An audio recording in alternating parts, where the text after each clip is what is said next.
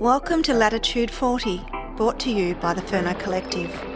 This podcast celebrates the heart, soul and history of the Furno Group, told by the people who call these islands home. Here we share stories of island life, of resilience and connection, of land and sea, of old ways and new beginnings, from the windswept shores to the heart of our communities.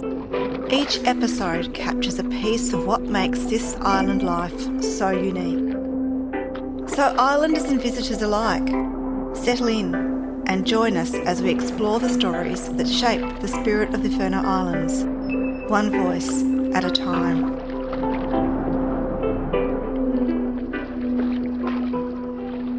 Welcome to Latitude 40 with Jacqui Cooper.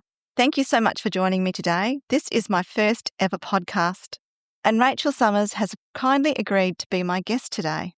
Rachel is the Mayor of Flinders Island and is known for her commitment to open, accountable local government and her belief that strong community participation, fresh ideas and teamwork are key to tackling the island's challenges and taking on opportunities. Often as members of the public, we scrutinise our council representative. We like to hold them to account. We're more often critical than complimentary. But today is about getting to know Rachel, the person that is Rachel Summers, an active and vibrant member of the Flinders Island community, mum, wife, friend and colleague. Welcome, Rachel. Thanks for having me, Jacqui. Fantastic. So, Rachel, before we chat about your role as Mayor, can you tell me where your Flinders Island story began? So around over 15 years ago, I had trained as a chef. So then I was looking to move back to Tasmania and try and get some work in that field. I saw a job come up for the bakery on Flinders Island, and I thought, oh, there's that little island south of Hobart, that must be it. When I came down for my interview, they flew me through Launceston, and I thought, well, that's strange. Shouldn't I be going to Hobart? So I actually got onto Google Maps, looked up where Flinders Island was, and no, it wasn't Bruny Island. But I still came, and from the second I got here, it was like, this is the place for me. And I've lived in other countries, I've lived in other states, but when I moved here with my little dog Archie, it was like, this is home for us from now on. That's amazing and lovely. It is. So where did you stay when you first moved? I was living in a house on the Esplanade, just across the road from the beach. I think I was paying about $180 a week rent for a house that pretty much anywhere else in the country would be $600 or $700 a week. Yeah, so and right on the beach. Yeah, right on the beach. Yeah, it was great. Yeah, and Archie loved that, I bet. He did love it. He especially loved wallabies that he'd never seen before. Coming from Perth in Western Australia, he was a city boy and, really became acquainted with wallabies quite well. He enjoyed them.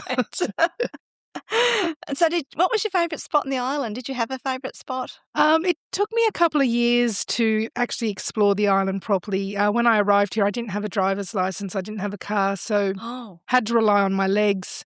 And people kept telling me of all these wonderful places. Oh, you've got to go to Sawyers Bay. You've got to go to Walker's Lookout. You've got to go to this place. You've got to go to that place. So when I finally did get my Ps, my provisional license, that very first weekend, Archie and I went around the whole island probably about 3 times.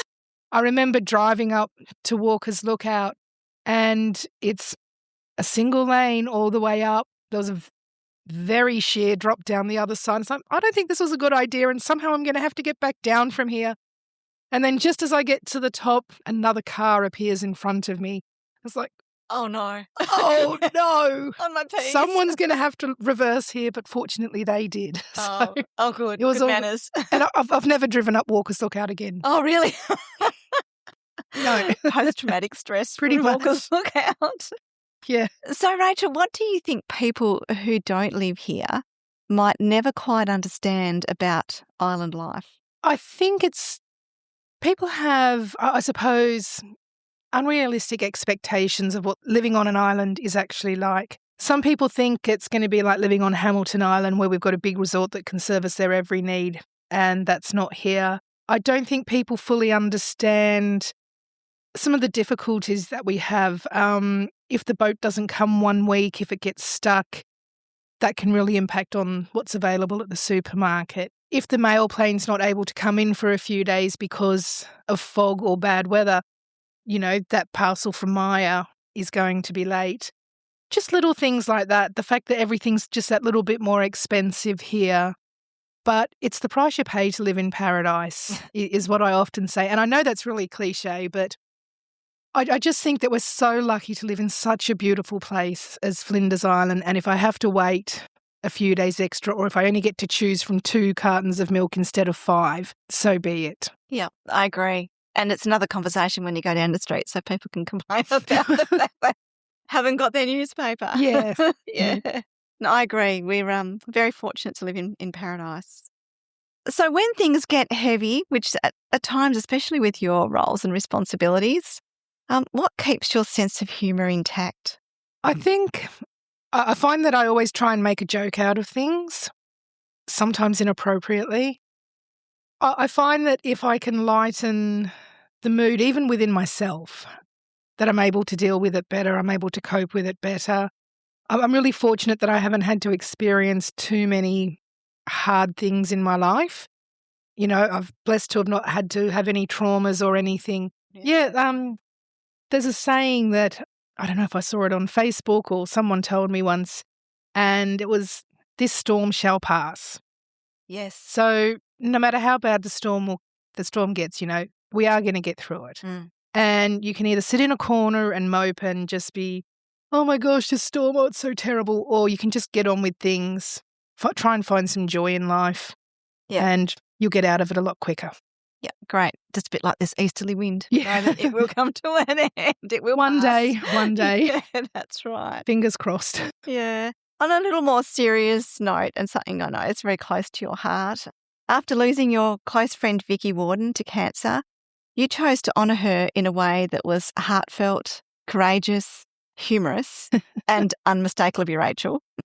You created a fundraiser for cancer research and invited the community not just to donate, but to get involved by having them suggest challenges, discussion topics and ideas. And you even stated up front that you were built more for feed than speed, which I love. Yep, very true. As you walked and danced and ranted and climbed and potentially swore at the little distances. Yeah. So can you take us back to that time and tell us what it was like for you and how the idea of bringing the community along on that journey came about? So when Vicky passed, I was actually sitting in Launceston Airport and I was due to be flying up there to see her before she, she was in hospital, she was in palliative care. We knew it was going to happen soon. And I was literally being called to board the plane when I got the phone call to say that she'd passed. And that night, I went to the hotel that I was staying in Launceston and I was just doom scrolling through Facebook.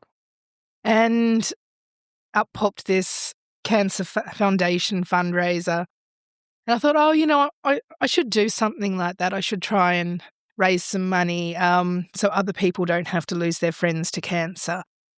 And I don't know if we have more cancer here on the island, but we're more aware of it because of our community. So it's something that does have an impact on our community, unfortunately. And I thought, if I can raise $500 and that can go towards either finding a cure, finding a better treatment, or helping someone get through cancer, then it'll be worth it. Yeah. And so this particular challenge was that you had to walk, I think it was 60 kilometres in the month of May. Wow. Yeah, so it was about 2 kilometres a day. And I thought, I could do that surely. And so how many kilometres were you walking before the challenge? 0. I used to walk to the car. But 2 kilometres, that's right. Surely that's easy. Yeah. And as we went through, I think after the first sort of week or so that my donations weren't quite really getting there and I'd sort of tapped out close friends and family as much as I could. I was like, so get onto the old chat GPT and I'm like, hi Dave, which is what I call my chat GPT. I love that. So I'm trying to raise funds for cancer and I need a way to get people to donate. And Dave came up with this big, long list of things that I could try. Some of them were really quite scary and no, definitely not doing that. And so I thought, if I raise $1,000, I'll do this. And if I raise $1,200, I'll do this. And they were just a bit of silly fun. Yeah. And I just thought, if that gives people sort of like the motivation to chuck $5 my way, well, great. Then we sort of hit $2,000 and I think we're only about halfway through or 3 weeks in. And it's like, yeah, let's keep going. Hey, Dave, what are some more ideas? And Dave kindly suggested that I climb Mount Strzelecki. Oh, so I'm like, where you lived. Yep. Technology, they know all this about you. So I'm like, yeah, sure. If I raise $4,000, which was $2,000 more than what I currently had, I'll climb Mount Strzelecki because no one's going to give me that much money. And I had 2 anonymous people give me $500 each. And so, yeah, I very quickly hit that mark and I'm like, damn it. And my mother always said when I was a kid, she said, Rachel, your big mouth is going to get you in trouble one day. And it did. It did. It did. Yeah, so I haven't quite made it up the mountain. We did have an attempt. AK decided that he would come and sort of motivate me along. Mentor you up the mountain. Yeah, and he was great, and he certainly kept the mood light, which is what I needed. Mm-hmm. But we didn't make it all the way. There's so many stairs. A huge effort, though. Yes, it was a huge effort. So I have, I've started going to the gym. I'm walking again. Sort of, I am going to get to the top of that mountain. Yeah, good for you. It just might take me a bit longer. Yeah. Amazing. Yeah. From no kilometres to Strzelecki, even part of Strzelecki. Yeah. It was a fun experience. Yeah, and it was fun for all of us watching on Facey and yeah. And one of the sort of things was that I was going to dance. I think it was dancing into town for one of my walks. So I decided to. And Vicky was a big dancer. She loved dancing. She'd be the only person dancing on the dance floor so long as she could dance. She used to do belly dancing. Oh, really? Yeah. She was really into it. So I thought that was a good way of sort of honouring her. And one of the other things was that I'd dress in a costume. So I decided to put the two together. And I dressed in it as in an inflatable T-Rex costume. Which I don't recommend to anyone because there are about 1,000 degrees inside there. Yes. And then my son Matthew, when he saw me ordering the costume, said, I'll do that with you, Mum. Get me a costume. Oh. So he dressed up as a baby T-Rex. And, so we went and did the park run and we did some dancing and that. And then we crossed the line to David Bowie's We Will Be Heroes, which was Vicky's favourite. Fantastic. So, yeah. Yeah, that's amazing. In there with the community. That's it. Yeah. It's what we love. It is what we love. Yep. That's amazing. Well done. Yep. And well done to Matthew. He's such a good kid when he wants to be. Yeah, that's great. So did you ever expect that or imagine that you'd become mayor? No. When you came to the island? No. I had, gosh, I didn't even think of running for council. It was not anything that was ever a desire or an ambition of mine at all. There was some things that happened on the island, some decisions that were made by a previous council that I really wasn't comfortable with. Mm-hmm. And rather than just sitting back and whinging about it, I thought, no, put your money where your mouth is, run for council, and I did. So I was really happy when I got elected as a councillor. And then 4 years later, when elections came up again, I had a fair bit of feedback from within the community that people were thinking I would do reasonably well as mayor. And again, it's like, I really don't know if I want to take on that level of responsibility. There's jobs that a mayor needs to do that I'm not really comfortable with, like public speaking. Every time I have to get like even now 3 years into the job, I still panic every time I have to do a speech. Every time I have to give a radio interview, everything like that. Well, we don't see that from the other side. No, I'm faking it well. Yeah, you're faking it well. But yeah, I'm really glad that I decided to step out of my comfort zone and give it a shot. I know that not everyone is happy with decisions made by council, and I am the spokesperson for council, so I take that as my sort of, if they want to be mad at me, they can.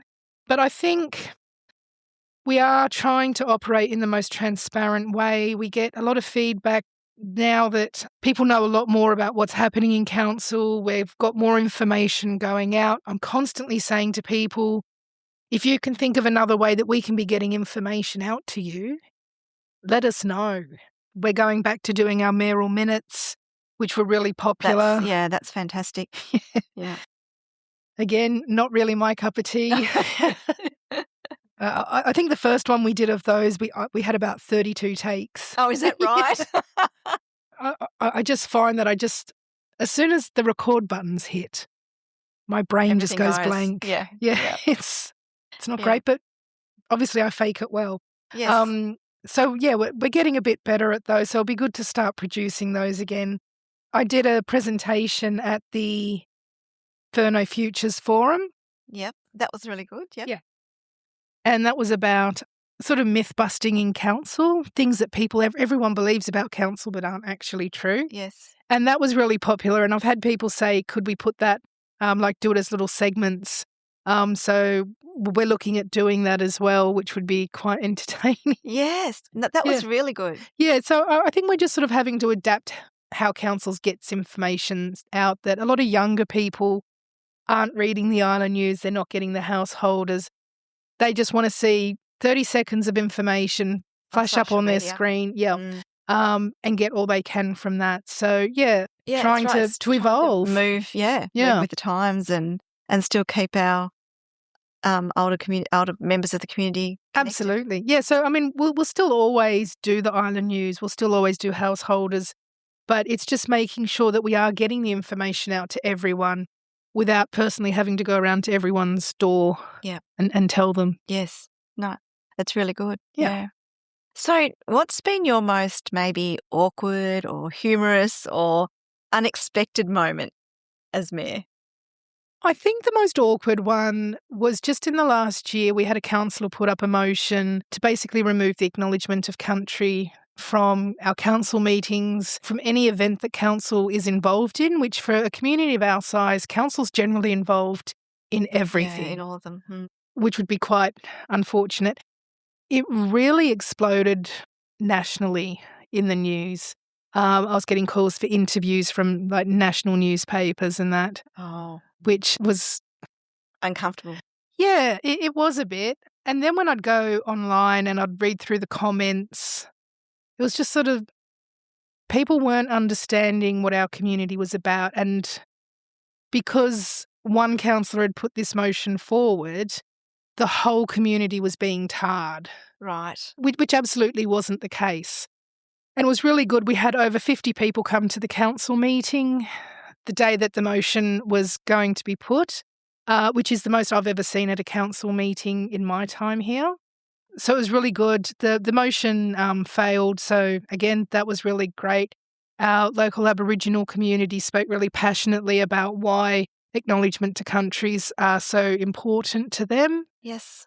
I did receive a number of quite really unpleasant, very rude emails. Right, we got some that were in support, and they were always friendly and polite, and I think it should be not supported because of this. Mm-hmm. They were in support of the acknowledgement of country. But then we had people emailing myself, councillors, who weren't from the island, who obviously had their own sort of motivations, but rather than just saying, I think you guys should dump the acknowledgement to country, just went with all the name calling and... Oh, really? Yeah. Really unprofessional. Really. Yeah, like words that I can't say on a podcast. Wow. Really, unless you want an R rating. But they're really abusive, and it's like, that's not making your point. No, that's right. I'm not going to read that and go, actually, that's a really well thought out argument there. I'm going to actually change my thinking based on that. Yeah. So yeah, to me, I just felt off for that whole sort of period that was happening. Really glad that the motion failed and that we are keeping the acknowledgement of country for our meetings and for all council events. Yeah. And well done, and for sticking with it and staying strong. Yeah. So is there an achievement through your tenure that stands out, to you the most? Nothing that I'd really tie to myself. Council works as a team. There's nothing that I particularly have done. we've, as a council, have made decisions. We've worked with council staff to try and get things done that have been of benefit to the community. Yes. Really glad to see the Safe Harbour project is almost at completion. Yeah. The vet clinic project is coming along. We've got an airport project. The airport is just nothing but a drama from sunup till the next day sunup. Oh, right. Yep. Yeah, so our switchboard, which operates the lights, is from World War II. We can't get spare parts for it anymore. So if that goes, that means we can't have lights on at night, which could impact on things like the RFDS landing. Right. When all the wiring was first put in, it was done without conduit, so it's bare wire laying in the ground. Right. That's all starting to rot. So again, we've managed to get $3 million in funding to fix all of that, bring all the lighting up to the current CASA standards, and build a new airport office, which will give better visibility on the runways to our airport staff. Oh, amazing. That does sound huge. It is pretty huge. For a community of our size, I think we do manage to achieve quite a lot in government funding. But we do, there's so many other projects that we have that are of critical importance to the community. But we just try what we can, we get what we can, and it's a group effort. So I can't claim credit for anything. Yeah, and it is a team effort, and it's something that you believe in too. Yes. Yes, if you can hear a little bit of snoring right now, it's not Rach going to sleep. It's actually my big maremma under the table having a little snore, having a little snooze. So, Rachel, I noticed that in the recent council newsletter, you wrote about volunteering. Yes. So I'm just going to read this little first paragraph for our listeners. Not all that long ago, Flinders Island topped the national charts for community volunteerism, with more than 40% of residents volunteering in some capacity. That's an extraordinary figure and one we were rightly proud of. Fast forward to now, and a number of our community organisations are struggling to survive, not because they're irrelevant or unwanted, but because they simply don't have enough people to keep them going. And I feel that volunteering is a large part of the fabric that makes for a vibrant community. Mm-hmm. However, I do see the same faces volunteering in multiple groups or committees that I'm a part of. So do you have any ideas, or maybe Dave, on how we can encourage people to become volunteers in the community? Unfortunately, I don't have any grand ideas. I think we need to find out what's stopping people from volunteering, particularly in this day and age. You know, most families have both parents working, whereas 50 years ago, 80 years ago, you know, both parents were still working. These days, both parents are working in actual jobs, and then they're coming home and they've got the farm, they've got the family and everything that they're trying to run. Do people not know what is out there? Do we need to put it out there more? Yeah. Are people happy to come and help out, but they don't want to be coming to meetings? And is there a way that they're able to do that? I did receive an email after the newsletter, the Island News went out, and it was from someone who had moved to the island. And they said when they got here, they wanted to volunteer. They wanted to sort of get involved in the community, but they didn't know what was out there. And they suggested that maybe as part of the new resident pack, that it lists all the community organisations with a paragraph or two on what they do, what their purpose is, what their sort of like meeting commitments are. And if you don't want to go to meetings, what are other ways that you're able to be involved and help out? Like with the Show Society, they've got their sort of core committee, but in the weeks before it and the week after the show, they're always looking for volunteers just to help out for a couple of hours. Yeah, for sure. Yeah, so if you're able to go and help for 2 hours sweeping out the pavilion, or the day before help set up some marquees, that's really helpful to the show committee, and that just ensures that the show's able to go on each year. The Lions Club used to host an annual Christmas day where Santa would come and all the kids would get a gift. And they're still happy to do that, but as a group, they've got fewer and fewer members and they need helpers to help deliver that day. So they decided that they just didn't have the capacity to do it. Yeah, it's a shame. The Christmas just gone, yeah, it is. And myself and our deputy mayor put it out there that we were happy to sort of help coordinate it. We just needed some parent volunteers, and we didn't have any. Yeah. So we weren't going to do the day ourselves. And then afterwards, some parents said, "Oh, I would have helped with that." So, Yeah. So it's about getting that message out yeah, clearly and loudly. and again, maybe it's just the way we need to sort of change up the way that we're getting that information out, and maybe we need to focus more onto social media. Yes, That could be something in the future. And as I said in that particular article, people really need to think about the services that these community organisations provide to the community, the events, the assistance, and whether we want that to go. Yeah. You know, I think it'd be devastating if the show didn't happen. It is such a phenomenal day. I know the CWA every year at Christmas time, they put together little packs, like a hamper of food and treats and everything for older people on the island who don't have family here or who are by themselves. Amazing. Yeah. Community spirit. That's it. But if you're down to just one or two members, it becomes really burdensome for them, particularly if they also are older. Getting older too, yeah. Yeah. So hopefully it's not a lack of community spirit. Yeah, I really hope it's not as well. I really think it's about getting information out there and finding ways that we can get very busy people to be able to slot it into their schedule. Fitting volunteering into modern life. Yeah, pretty much. Yeah, that's right. I mean, at least, you know, when we didn't have mobile phones, if the phone rang and you missed the call, you missed the call.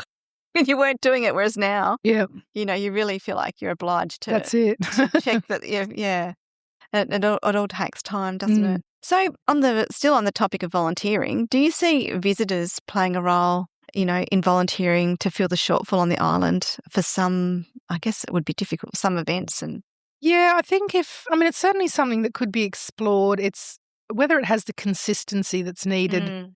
You'd need to know in advance, there's going to be X amount of people here who are going to be able to assist for this event, because you can't just chuck an event together 2 days. They'll come. Yeah. Yep, that's right. Because if they don't come, then maybe it's more working bees than committee. Well, that's it. And again, I think if the community organisations were able to schedule their things like working bees and things where tourist volunteers could be used, the further in advance, then that could actually be advertised. These things are going to be on. And so if people have an interest in that kind of stuff, like I know the museum has working bees. So if someone has an interest in like history or that, they might actually come specifically during that time to be able to take part in that working bee and learn more about the history of the island. Yeah, and get to know some of the locals and that's right. So and develop a way to get that information out there to the tourists as well. Yeah, I know the Friends of the Bass Strait Islands, FOBSI, that people actually come specifically, one, to have the holiday, but two, to pull out boxthorn. Yeah. Good on them. Wow. Good on them. Yeah, absolutely. But so I mean that it does show that voluntourism could be something. Yeah, that's right. Yeah, voluntourism. Yeah. So looking forward, Rachel, what do you hope Flinders Island holds on to as years go by? And what do you hope changes for the better? Oh, gosh, that's a hard one. I really hope that the island holds on to its community spirit, the way that we go about ourselves each day, like that we do look after our neighbours and the people of our community, that we do participate, that we don't just sort of sit back and let things happen to us. I really hope that everything we love about the island continues. And as for the future, I hope that we're able to embrace sustainable technologies that can make life easier for us on the island. Like the hydro have got their wind and the solar project, and that's great, which means we're not relying on the diesel generators. We're looking at council, we're looking into some sustainable waste initiatives around recycling, so that we're not just constantly putting waste into a hole in the ground, costing us millions and millions of dollars. I would really like to see us increase our population, not by thousands. We don't need thousands, but enough to make the island able to function. At the moment, we've got shortages in childcare, in aged care. Some of our hospitality providers have issues finding staff, cleaners. A lot of the critical stuff that we have on the island, we just don't have the staff for, even if we can get the housing, which is the other problem. Yes, yeah. Is it chicken or the egg? Yeah, pretty much. And, council's looking into housing, but you need money for it, and we don't have a lot of that. So we're trying to sort something out there. But, if we could bring an extra, say, 200 people to the island, I think that would make a real difference. 45% of our population is over the age of 60, which isn't great, but it does mean that we are going to have a real need for services for our seniors in the coming years. Yep. And we need somewhere for them to live so that we can have them. They don't have to go off island after living here all their lives, That's it. I know that we've had a couple of people who've had to go into care off the island because our aged care facility is full, and it's really tragic. You're losing your family, your friends, your support network, everything you know, having to go somewhere completely brand new that you've got no ties to. It'd be great if we can sort out a way to keep people on the island. But having more people here to be able to provide the support to those people. That's right. So they might even be able to age in their own home then rather than if we having to go into a facility. Support. Yeah, I agree. So a statement that came from community, but through the Island Away project. It was, don't try to change this place, let this place change you, which really resonates with me. And what does this statement mean to you? I think, I'm probably looking at it in too simplistic terms. To me, it's people move here for a reason. You don't come here because you want to be seeing live music every night or you want to be going to big shopping centres. So when you move here, accept that the island doesn't offer that, and don't try and bring it to the island. Don't try and bring central Melbourne to Flinders Island. That's not what we're about here. If you want to be able to get the perfect cup of coffee at 4:00 on a Sunday afternoon, that's not here.